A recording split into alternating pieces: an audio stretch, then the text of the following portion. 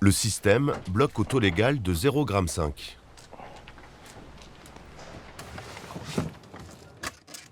Soufflez 5 secondes.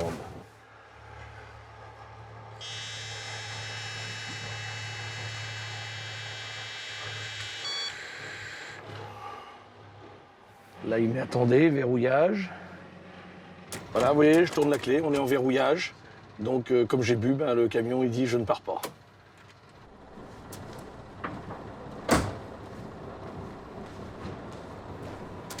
Bon, comme vous l'avez vu, après la consommation d'une bière, le résultat, il est immédiat. En tout, Christian a déboursé 20 000 € pour la sécurité. Moi, la sécurité, elle n'a pas de prix. Elle n'a pas de prix. Le coût, il est de 5% à peu près de la valeur en termes de sécurité, 5% en termes de confort. Les gens passent quand même presque la moitié de leur vie dans le camion, entre 100 et 120 000 km par an. Je pense qu'ils ont besoin d'un petit coup de main. On a coutume de dire qu'un salarié il a le droit à l'erreur. Est-ce que vous pensez qu'un chauffeur routier a le droit à l'erreur sur la route? Moi, je ne crois pas trop. Donc tout ce qu'on peut lui apporter pour l'aider s'il fait l'erreur, c'est indispensable. L'an passé, 15% des accidents mortels ont impliqué un poids lourd. Et 56 chauffeurs routiers ont trouvé la mort. C'est pourquoi Christian veille sur ses équipes. On va souhaiter bonne route, attention à la surcharge, comme d'habitude. Tu as vérifié tous les éléments de sécurité, tout est bon. Ce matin, Arnaud part chercher un chargement de pommes de terre à une centaine de kilomètres. Il est sur la route 9 heures par jour. Même pour ce chauffeur expérimenté, les risques sont permanents. Tout le temps être concentré quand on est chauffeur. Le danger peut arriver à droite, à gauche, sur les côtés, devant. Il faut avoir les yeux partout. Pour l'aider, Arnaud peut compter sur son camion bardé de capteurs. Là, si je coupe la ligne là, ça sonne de ce côté-là. Donc ça nous prévient qu'il faut revenir. Le capteur qu'il y a là, qui gère le franchissement de ligne. Et quand il y a du vent, quand les routes sont sinueuses, au moins on arrive à rester au milieu de la route, on essaye de rester au milieu de la route, et dès qu'on dépasse la ligne blanche, ça nous prévient. Qu'est-ce qui s'est passé là exactement? Là, ce qui s'est passé, c'est qu'on avait une voiture sur le côté, et grâce à mon détecteur de voiture angle mort, le camion m'a prévenu que j'avais une voiture sur mon côté droit, et donc je ne pouvais pas me rabattre.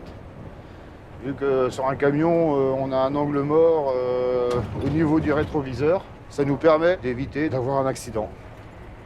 Une fois chargé, le camion met 2 fois plus de temps à s'arrêter en cas de freinage. Là encore, la conduite assistée peut faire la différence. Là, j'ai mis mon système de distance de sécurité. On ralentit, le camion ralentit, pour toujours garder la distance de sécurité. Là, c'est le camion qui ralentit. Là, moi, je touche à rien, ni au frein, ni à l'accélérateur. Le camion détecte la voiture qui est à 25-30 mètres. Quand il y a beaucoup de brouillard, il détecte avant nous. On se sent quand même plus en sécurité que les vieux camions qu'il y avait il y a 20 à 25 ans. Des camions du futur, plus sûrs, mais aussi des voitures. Sur une nationale près de Paris, voici la dernière invention, l'automobile sans chauffeur. Plus besoin de main sur le volant, elle est autonome. C'est Vincent et son équipe qui l'ont mise au point. Vous avez ici des capteurs laser, donc un laser scanner. Vous en avez 6 tout autour du véhicule. Vous avez un radar qui est ici. Vous avez une caméra qui est en haut du pare-brise, donc qui permet de détecter les lignes et ainsi d'autres obstacles. Et puis à l'arrière du véhicule, vous allez retrouver aussi à peu près les mêmes capteurs, puis de nouveau un radar central. Alors ça sert à détecter tous les véhicules qui sont autour, mais aussi tout l'environnement, les barrières autour de l'autoroute, tous les obstacles qu'on peut rencontrer en fait. À partir de là, ces capteurs renvoient des informations à un ordinateur, un central qui est dans le véhicule, qui va prendre toutes les décisions d'accélérer, de freiner, de dépasser, de rester entre les lignes, de respecter les limites de vitesse. C'est vraiment le cerveau de la voiture, c'est lui qui va prendre toutes les décisions quand on conduit, comme le ferait un être humain en fait.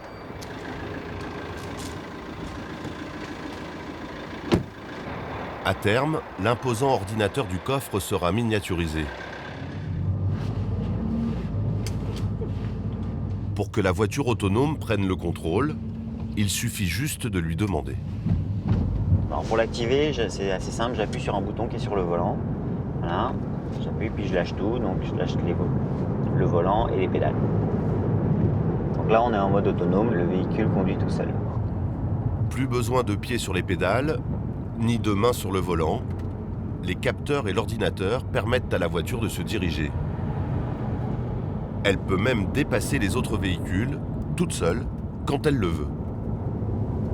Si j'ai un véhicule qui est beaucoup trop lent devant moi, le système, si c'est possible, va dépasser. Alors si c'est possible, ça veut dire quoi? Faut pas qu'il y ait de voiture, bien sûr, sur la voie de gauche, faut pas que ce soit dangereux.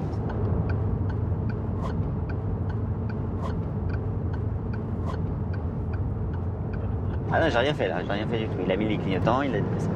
La voiture qui est devant est elle aussi significativement plus lente, donc on continue à dépasser.